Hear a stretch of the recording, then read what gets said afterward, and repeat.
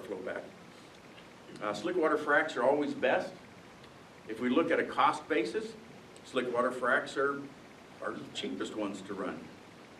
They're going to be about half the cost of a cross-link frac. So yes, slick water is going to be cheaper, but is it going to produce more efficiently? In this data, the linear gel jobs actually produce the highest EUR per foot than cross-linked, and almost double that of slick water. So the cross-linked fluids are going to produce at a higher efficiency, where the slick water is going to have less efficiency. Again, that's an area that we can look at. Is there some chemistry? Is there some techniques that we can do to help get the load off of the slick water jobs and produce more efficiently? Was that in a certain area, or was that just across the board? This is Southern Delaware. Okay. It's interesting, as I've been looking at the data through all the areas that DI captures. In some areas, like in the Delaware, Southern Delaware, slick water seems to be king. There's more slick waters, modern day slick waters, than there were any of the other frac types.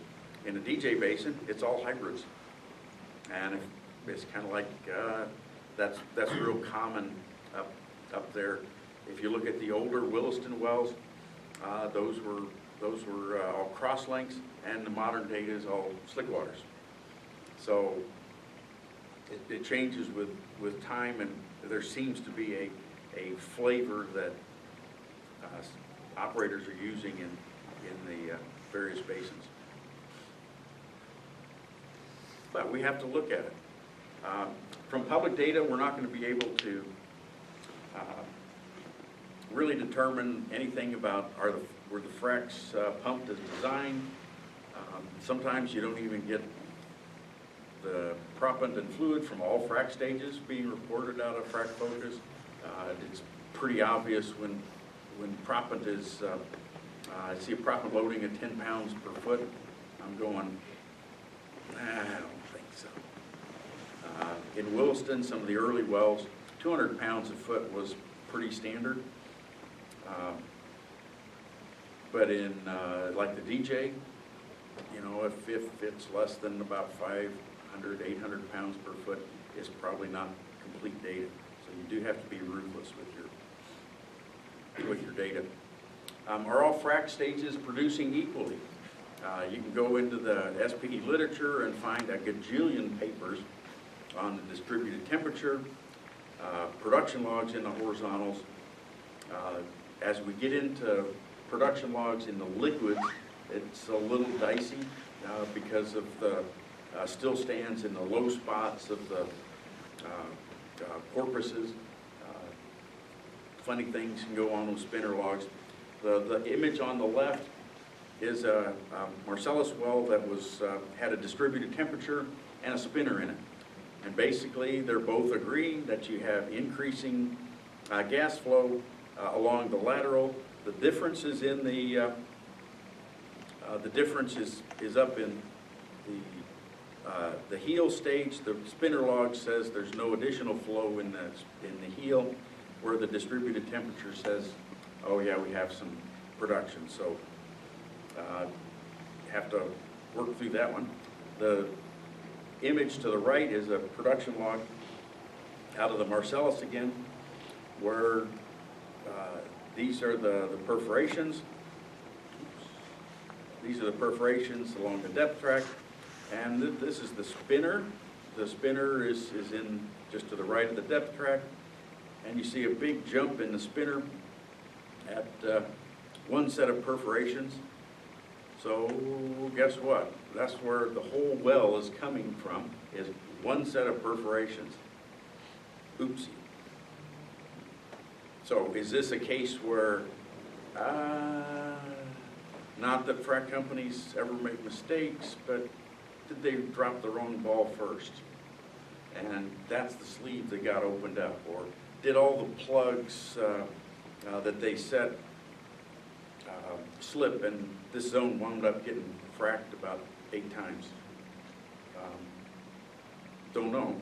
I don't have the details of that one. I just have what was reported in the SPE paper is everything's coming out of one zone. So what could happen if we could get the rest of the well to produce? And flowback techniques, there's been a lot of papers in the literature lately about slow flowback, up in Utica, Point Pleasant, doing this flowback soak and then slow flow flowback techniques. One of the things that I think drives management absolutely stark raving nuts is when you're doing a slow flowback after a well that they've spent $8 million on, they want to know what the rate is of that well so they can have bragging rights or whatever. And it drives them nuts to wait 6 months to finally get to what you're going to call the initial rate as you're doing a managed pressure flowback. But in this example, the red well was a non-controlled flowback. It was just, they just fairly rapidly, like their standard procedure was, to bring the well on to get an IP early in the first week or 2 of flowback. The second well was managed pressure flowback, and if you look at it in the first 275 days or so, there's a difference of almost 15,000 barrels recovery in the first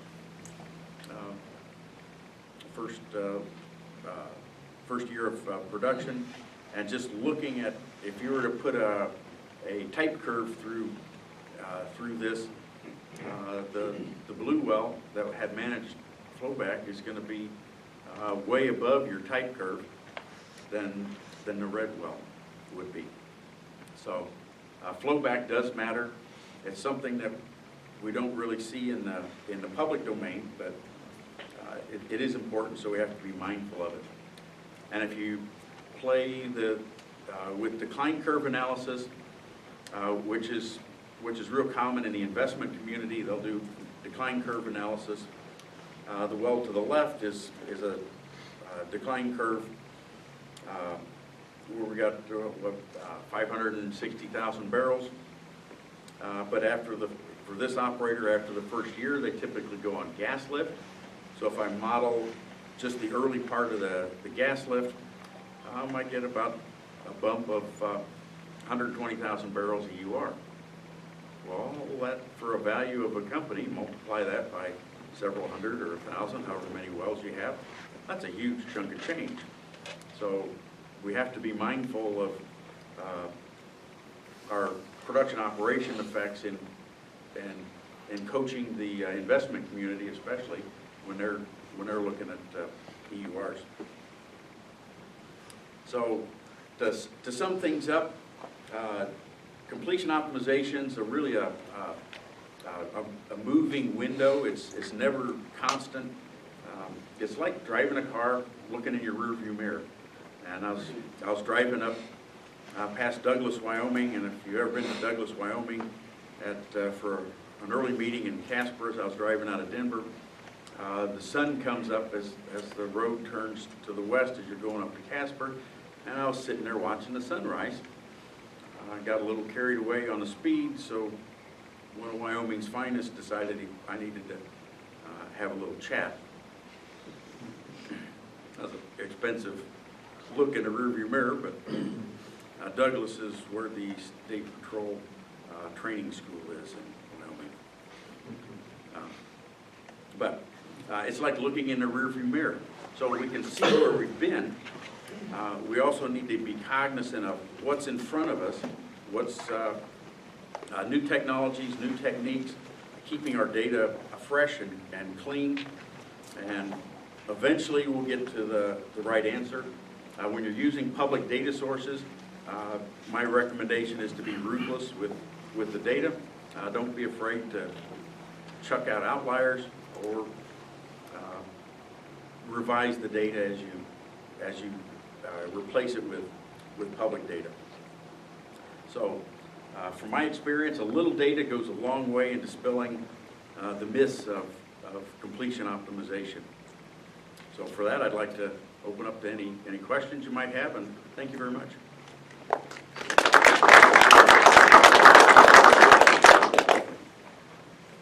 Yes?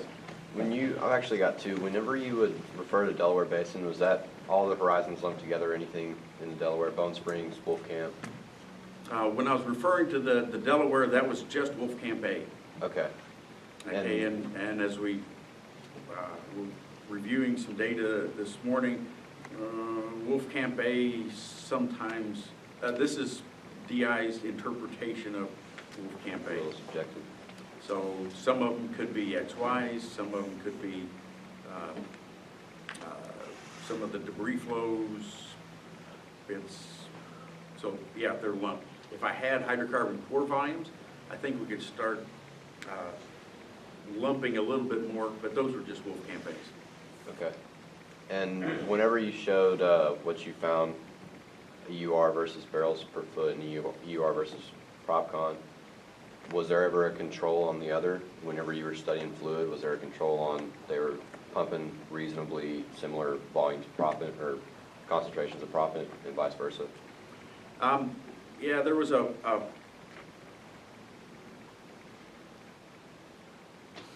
that was the, okay, this is bin proppant concentration, so this has been from the less than 200 pounds per foot, which is probably just incomplete data, 200 to 400, 600, 800, 800, 1,000. So it's binning by proppant concentration here. Is there any kind of control on the amount of fluid that was pumped across all these different wells that you evaluated? Does that make sense? So yeah. And for that, I was, let's see, I think it's might be in here. I didn't show this this slide, but the fluid is in the fluid side is in proppant concentration in pounds per gallon. So I could only fit so many slides, and Trudy would yell at me if I put on more than one figure per slide, but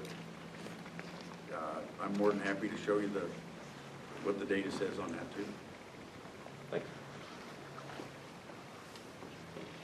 Anything else? Hey, Mike, on a scale of 1 to 10, where would you put the value of logging a lateral? What I use in log, what I do with the logs in the lateral is I'm looking for, because I know I can't see much more than a foot, maybe 5 or 6 feet away if I have an induction, maybe. What I'm looking for is balancing the near wellbore effects. So I'm looking to balance, if I have a stage where I've got like 1,000 pounds difference in closure stress, I'm probably going to have a little bit of an issue getting entry into that frac unless I'm using some type, or into that perforation, unless I'm using some type of diversion. So what I'm doing with the logs in the lateral is more of an engineered approach based on the rock properties. Is I'll take my geometric design and I'll move the perforations around a little bit to make sure that all the zones have similar stress. And if I can't do that, if I have something that's obviously looks like I'm kind of out of zone, but even though I might be out of zone, I may only be out of zone a foot. So what I'm going to do there is I'll reduce the number of entry points so that I know I have enough energy. It's like a rare day when I get an image log in a lateral, and in a normal fault stress regime, your fractures are going to be 60 to 70 degrees off that horizontal wellbore. So as you start to, if you're in a highly fractured interval, something to keep in mind, especially in normal fault stress regime, which is a lot of what we're dealing with, is those planes of weakness are initially going to start pressuring up and could cover, you could cover another entry point with pressure and cause maybe that entry point's not going to be effective at getting a hydraulic fracture. So that's the debate we can have with doing like ball drop diversion, something to divert the fracture when we know we're in hydraulic fracture, when we know we have natural fracture. Because in a subsurface, very rarely do we see strictly vertical natural fractures. And if you see fractures in one part of the wellbore that are doing this, well, you know there's a conjugate set somewhere, more than likely. So it can get complicated in a hurry, but that's what I use it for, is I use it for looking at my near wellbore fracture initiation issues. Do you typically see a improved value in a well whenever you do the engineered perf design?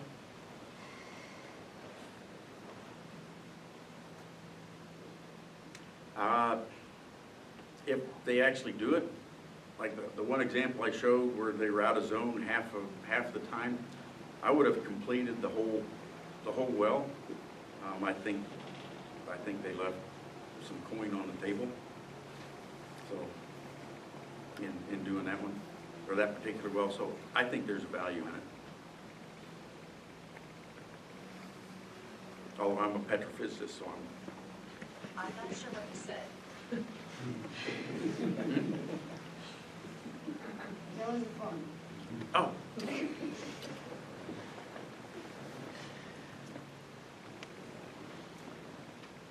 Anything else?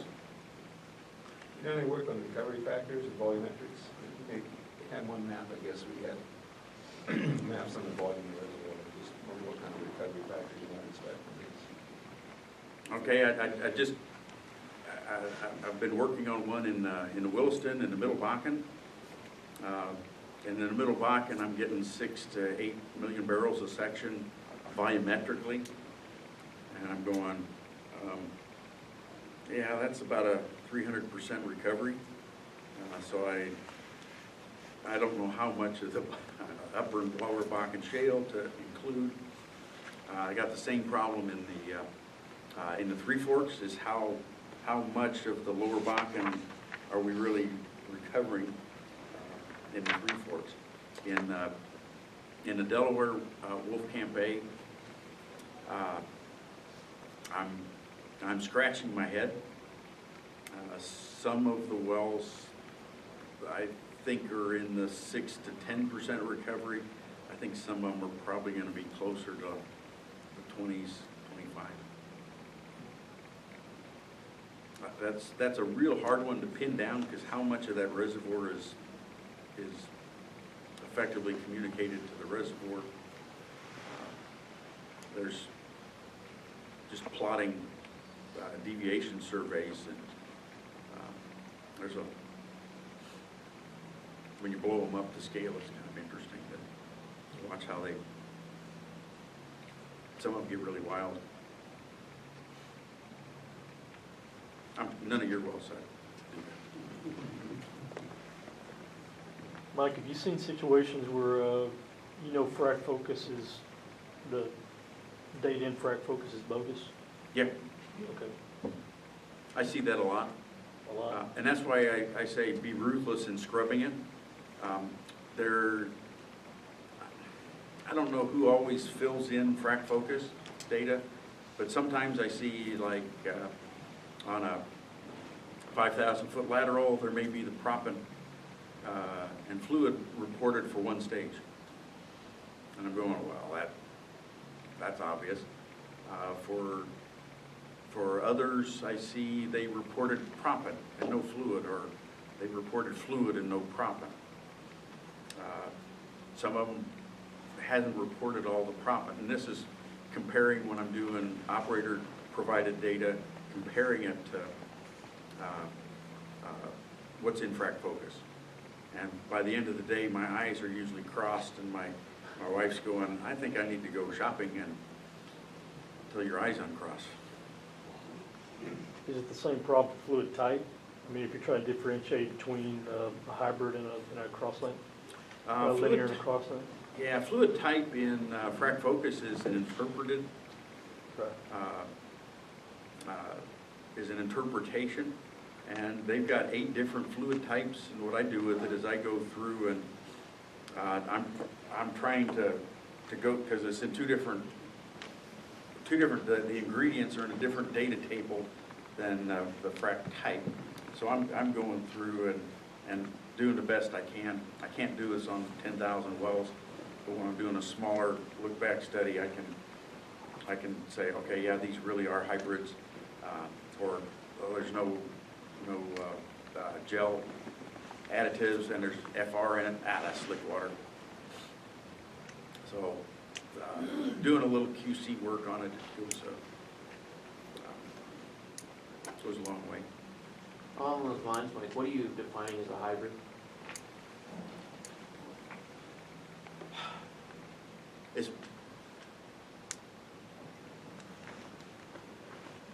They're large water volumes and small crosslink volumes.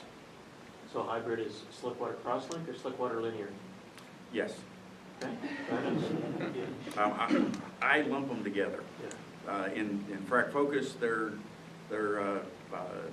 slickwater gel or slickwater linear gel, and yeah, there's probably a difference, and I probably shouldn't, but I lump them together.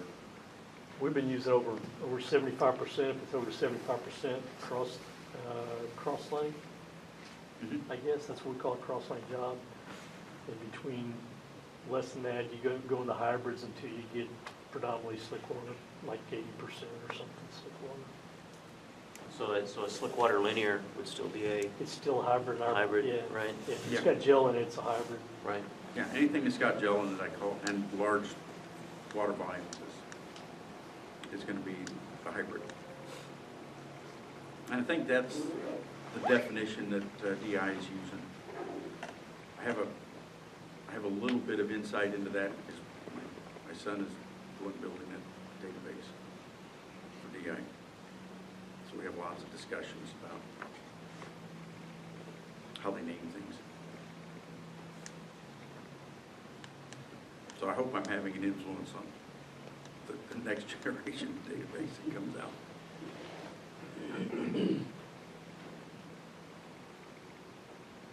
Well, if there's nothing else, I thank you guys for coming and joining us today.